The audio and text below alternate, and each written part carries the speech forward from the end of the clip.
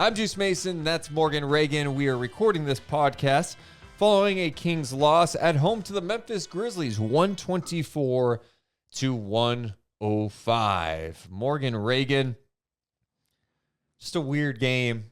Yeah. There's definitely things you take away from it, but how we got there, I mean, earlier today, I got to a point that I didn't think we were going to see a game played, but I think the NBA's mindset right now is play on. And I think the owners want to play on, and I think the reality is the league can't really take a break because this isn't going away, and their way of getting through this is allowing teams to sign more replacement players and figure it out, and hopefully it gets better soon. And you know why I think it's a little bit different from last year of like being able to just say play on and feel so confidently is because there is some protection of vaccines and boosters out, where last year it was like, whoa, we can't just play on. We don't have enough knowledge, enough science out there and everything. So it's nice that there's a little bit more where people feel confident of saying play on, but it's still a little scary because safety. Yeah, you could still spread the virus. That's my point. But that's where like I'm kind of like, okay, I get it, but also it's a tough place to be. So the Kings were without a lot tonight. No Alvin Gentry. Assistant coach Mike Lombardi was not on the bench tonight. De'Aaron Fox did not play. Terrence Davis, Marvin Bagley, Davion Mitchell, Alex Len, Lewis King, and Rashawn Holmes did not play tonight for the Sacramento Kings. So the Kings had a starting lineup that was a little different. You saw Tyrese Halliburton, Buddy Hield, Harrison Barnes, Chimeze Metu, Tristan Thompson, and off the Kings bench you saw Queta make his debut. Justin Robinson, who's a new face, who had literally just signed a 10-day contract today for Sacramento. Neemias Ramsey, Damian Jones, Mo Harkless, and 2 minutes of Robert Woodard. So first things first, our first thoughts, as always, presented by our friends of our guaranteed rate and rate.com/Sean Stanfield. Morgan, what was the first thing that kind of jumped out to you when you reflect back on this game? First thing that jumps out to me right away, Tyrese Halliburton having the ball in his hands most of the game as the point guard, different flow, different rhythm to start that game. And it's weird coming after a Kings loss where I just have a different perspective, and I'm sure a lot of people out there do tonight when you have this shorthanded team and you have a new player, Justin Robinson, on your squad that is having to play NBA minutes with this Sacramento Kings team and has never even practiced with them. So it's like, yeah, you got to have a different perspective. But that was fun to see Tyrese take lead, take charge, take some shots. I loved what we saw out of him early on. So Tyrese played 37 minutes, 21 points, a season high. He also had 10 assists, 6 rebounds on 9 of 16 shooting, including 3 of 5 from three-point land. The points you just made are dead on. I just felt like, especially early on when the Kings came out of the gate pretty strong, the ball was moving around. They were knocking down shots. And I felt like the off-ball movement was a lot better, too. It just felt like a free-flowing offense with a group that was kind of playing loose, knowing, in a way, it's like, we just have to go out there and play. This is all there is to it. We're shorthanded. But what can we control? It's the way we go about our business here. Let's take care of business. And it looked pretty good for the most part. In fact, the Kings led 50-35 in the second quarter, and then turnovers became a big issue. They got way too sloppy with the ball, ended up with 18 turnovers.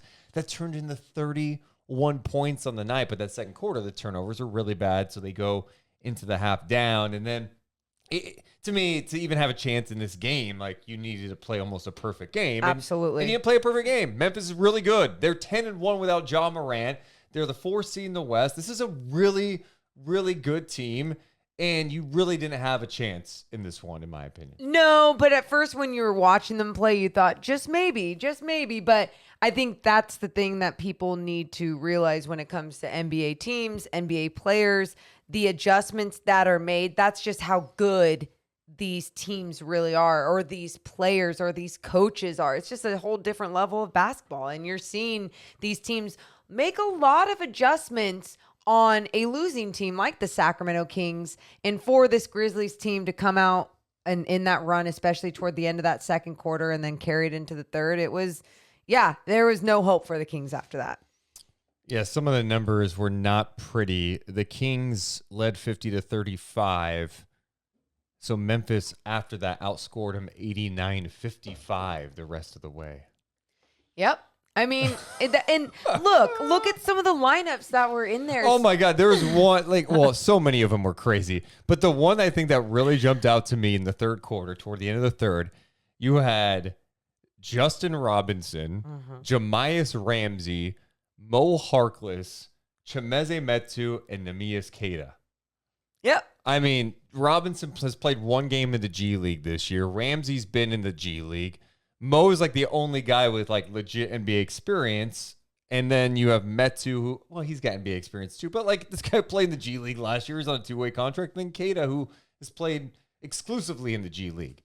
Yeah. So it looked a lot like G League basketball out there. That was interesting to see for me, because I know you and I, obviously, we call Stockton Kings games, so we watch a lot of G League basketball, and you see some high caliber, talented players in that league. But then when you do put them against an entire NBA squad, you do see the difference, right? And you do notice like, oh, that's why like there are only some players from the G League that end up making it and go and can actually play at the next level, especially when you're playing as just one unit of G League basketball. It's most likely not going to work. And it's not going to work against a team like the Memphis Grizzlies that are not only winning a lot of games, they win as a team. And they've done a fantastic job, not only on the offensive end, scoring in the paint, but also on the defensive end. Second in deflections, first in steals in the NBA. They're active all the time. And when things aren't going to fall on the other end, they can depend on their defense. I want to go back to Tyrese Halliburton for a second. Cool. Yeah, obviously there's so much talk about the future of this roster. I was very curious to see how he would look kind of as a primary ball handler, because we have seen him, but he's playing at times with like Fox, who obviously commands a lot of attention and has the ball in his hands. You're playing with Davion Mitchell. There's a lot of guys, but tonight it was like, no, this is your show. He looked very comfortable running the offense, which made me excited. I think that's a great way to put it. I think what we're going to hear once we get to night chat is a lot of people talking, about De'Aaron Fox. Just let Tyrese do it. Just let Tyrese do it. And how about just keeping it constructive? Because it's like Fox still has different capabilities on the floor, but what Tyrese Halliburton can do as the main facilitator, as a leader, it doesn't matter what position you are, or if you haven't even played in this game or on this team that long. Tyrese can help you look good and find things that work for you, because his IQ is just at a different level where he understands the game, especially in that role. I like that he had a little two-man game for three when Buddy hit those back-to-back threes, and in the second quarter when things were flowing. So that was the next good thing. Chimeze Metu, the shooting numbers weren't great, but give the guy a little love. 18 points, 11 rebounds, career highs for him, which is cool. Good for him. But let's talk about our guy. Portugal, stand up!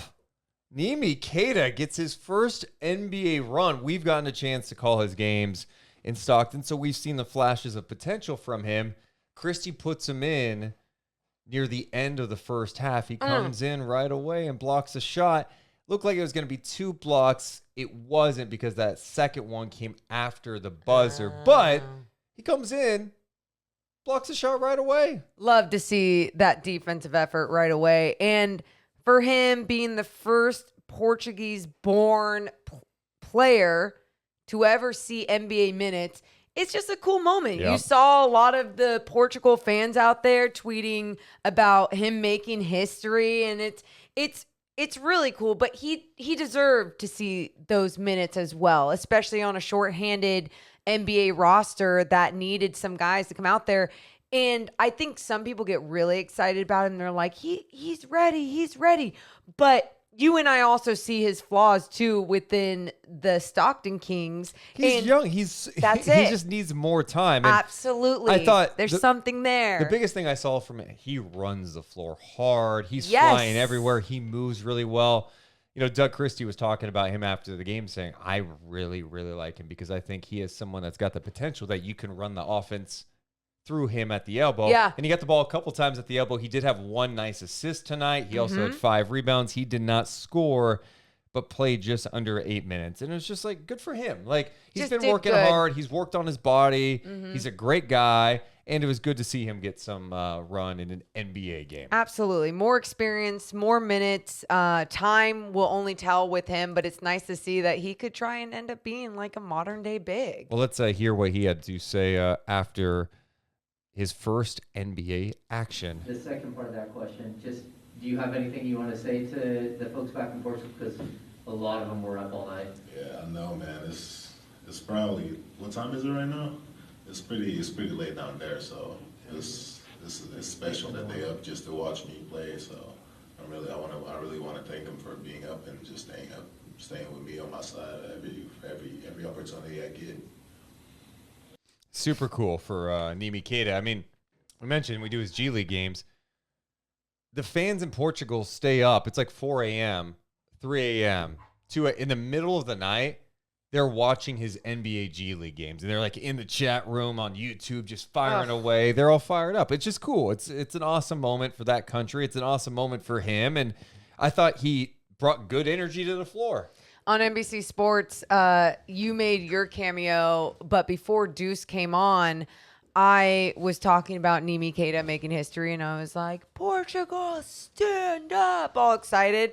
And then Deuce has his hit after, and he's like saying the same exact thing that I was saying. Portugal, stand up. It is cool. It's just like what Neemias Queta just said. It's cool that these people stay up till whenever he is playing with the Stockton Kings or with the Sacramento Kings now, and they support him. And the other person that they supported all throughout those years in Sacramento was Tisha Penicheiro. So it's really cool to see that love here, especially in Sacramento. Kings end up only shooting 40% on the night. Memphis played really well down the stretch. They got it going. Other things that jumped out, Neemias Ramsey did get some minutes tonight for Sacramento. 14 minutes. He had 6 points, 2 of 4 from the free throw line. He was 2 of 8 overall, 0 for 4 from 3. And that's like one area for him that I've been really surprised with. He in Stockton has just not shot the ball well at all. Shooting about 17% from 3-point land in the G League, and he takes 7 attempts per game. Now, that's also in 6 games. They're allowing him the freedom to get his shots off. Right. And it just hasn't connected so far. I think the perspective with him, and because I didn't think he looked great tonight, and a lot of these guys, it's the same thing. He didn't get to play really last year. He was in the G League bubble playing for Agua Caliente, and he played 12 games in the G League bubble for Agua Caliente because Stockton didn't have a team in the bubble last year. The G League season is 50 games. And this is the same thing with Woodard. Now, I'm not trying to excuse them and act like, well, they're behind a little bit, but a lot of the rookies last year lost a big year of development from not just getting those reps and not just playing games. You got to play games. And you look at someone like Queta, he's been playing 26 minutes a night in the G League. Like, he's in great shape. He's in condition. He's used to these minutes. He's playing basketball. And you talk about some of those young guys losing some of that time to develop. There's some players out there that time is really valuable to their type of game and to their type of development. I don't think every player is built the same and everyone needs that sort of start and beginning, but you're seeing where it has damaged their growth, and hopefully they can still work on some of those things and turn it around. Yeah, Robert Woodard only played 2 minutes, played at the end. I know some people are wondering, why is that? He's raw, man. He's struggled a bit in the G League. He's had a couple of games that he's looked better, but he's still not there. And so these guys got called up to play for a reason tonight. They were needed bodies, like coming off the bench. You know, these are 3 guys that were in Oklahoma City earlier this week playing in the G League. And even though that the Kings needed them, they didn't play a ton of minutes. The only one that played the most was Ramsey with 14 minutes. And I mentioned Queta with 7:45, 2 minutes plus for Woodard. So, and you talk about the rawness. Sometimes the rawness too is not just like within their game; it's really in their basketball IQ. It's just like not up to par with where the NBA is. And I know their physical strength can be there. So you talk about the pace, like they can be there, but mentally they're not there. Where to finish at the rim, where staying under control, all those things. And it shows. Yeah, absolutely. On the other side, my guy Desmond Bane, slow start. Did you do a Bane impersonation on the? I didn't. You didn't do it on TV? How do you not do a Desmond Bane impersonation? I never got to the opportunity to do so. You never talked about Bane once tonight, did you? We did after the game, but then that's a perfect opportunity. it was like Kenny would have had no idea what I was doing. Oh, you don't think Kenny knows about Mountain? No, My and Kenny Bane already is thinks I'm improved weird. from last night. Desmond Bane, a prime candidate for most improved player. He's a rookie last year, 30th pick, averaged like 9 points a game. This year, he's jumped to 16. He had 24 tonight, 9 of 16 shooting, 4 or 5 from 3. And you got to give Memphis a ton of credit. When John Morant goes down initially with the knee, you're worried, one, how long is he going to be out? Yeah. Now he's in health and safety. But it's been 11 games now. They have lost one time. And they look like they're playing so well as a team. One area they've gotten better in all honesty, is defensively. Like, early in the season, Brooks wasn't playing. Like, he was out. So, like, that's a prime, tough defender that they were missing. But they were really bad defensively. And Ja is not the greatest defender at this point in time. And he's just not there. This team plays their ass off all the time. Every guy who's in there plays. They're just solid guys. Like Desmond Bane, I think he's really talented. Dylan Brooks, definitely one of the guys that, like... You hate him if he's not on your team? I sports hate, as D'Lo and Casey would say. Oh, I like it. Yeah. He's just so irritating. Like, yeah. He was talking so much shit tonight. Like, and I'm just, he talks nonstop. But then he's one of those guys, if he was in Sacramento, I'd be like, Dylan Brooks, dude, is one of my favorite Kings of all time. Like, I would love the guy. Facts. He had 23 points tonight, 6 rebounds, but like just defensively, he adds that element of I'm going to get into you. I'm going to talk to you. I'm going to hit threes in your face. It's impressive. I am curious too if that ever goes to like, hey, now that John Morant is out, someone like Dylan Brooks sets that tone defensively. Yeah. We've talked about that even with De'Aaron Fox and the Sacramento Kings being like, hey, are they following his defensive efforts at time because he leads out there? Are they going to start following someone? Kings, no, it's bad all around. But with this Memphis team that you've seen have some success, some of that success has really come from being able to play like this on the defensive end. And if they can continue this when John Morant is back and not allow him to set the tone defensively, they'll continue to do some really good things. It's obviously going to be a great thing when he comes back, but you're right. Like, I think these guys, if anything, their level of confidence has to be at an all-time high as a group and gives them confidence like, hey, Ja is awesome, but we don't need Ja to score 40 a night because Jaren Jackson gets you 20. Bane, we've seen, can get you 20. Brooks can get you 20. Like, they don't have to put so much pressure on him to be great every single night. Now, of course, having a star player that could take over a game is a big-time deal. But this Memphis team, all of a sudden, this could be like one of the best things that happened to them as a group where Ja's out for a minute and they come to a realization about who kind of they are, how they've developed. I like this Grizzlies team. And even before the season, I was like, we'll see. I mean, they're pretty solid, but they draft the right guys. And when you get a Desmond Bane with the 30th pick of the damn draft, who's just killing it, dude. And yeah, sometimes it's tough to see when you see these teams like the Grizzlies have this kind of success, whether it's in the draft, whether it's the way they develop guys.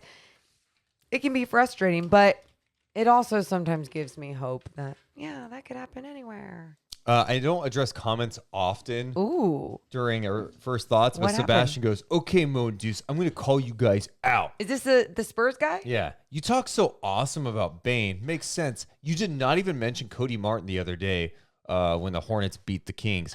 No, actually, I did mention Cody Martin. I mentioned how he didn't know that his team was in the penalty late in the game, and he intentionally fouled Fox and sent him to the line. What a boneheaded decision by him. No, I love Cardi Martin. I like tough guys. Martin went to University of Nevada, Reno. Him and his brother Caleb, they play tough. Both those play guys really have tough. carved out a spot in the league, and that's because they play their asses off. Yep. Any other thoughts on this Kings game? No, because I'm nervous that Sunday it's going to look like this again a little bit with the roster, unless somehow certain things change. I don't know, but I just want to see this Kings roster play tough. Like you get how many opportunities in your life to be playing NBA minutes? And I'm talking about obviously some of these G League guys. If you're out there, every damn minute needs to be played with that defensive intensity. If you can't get things done on the offensive end, you should be grinding it out so hardcore on the defensive end like there is no tomorrow. They get a Spurs team that just went and beat the Jazz tonight in a shootout. Close game. DeJounte Murray had a triple-double. DeJounte. Morgan struggled saying his name post-game.